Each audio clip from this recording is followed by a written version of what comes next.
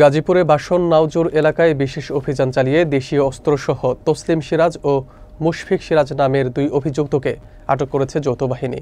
তাদের বিরুদ্ধে চাঁদাবাজি, ভূমিদস্যুতা, দখলবাজি ও মাদক কারবারি সহ একাধিক অভিযোগ রয়েছে বলে জানা গেছে।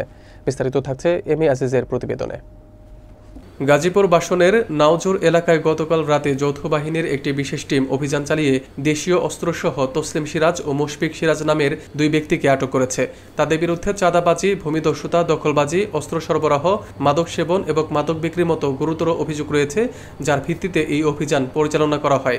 এলাকাবাসী জানিয়েছে, আটককৃতদের নামে একাধিক মামলা রয়েছে এবং তারা চাঁদাবাজি, মাদক কারবারি ও ভূমি দখলবাজি সহ বিভিন্ন অপরাধে লিপ্ত থাকত। অভিযান শেষে যৌথ বাহিনী আটককৃত আসামিদের অস্ত্র আইনে মামলা দায়ের করে আইনগত ব্যবস্থা গ্রহণের জন্য বাসন থানায় হস্তান্তর করা হয়েছে। তাদের বিরুদ্ধে পরবর্তী আইনি প্রক্রিয়া শুরু হয়েছে।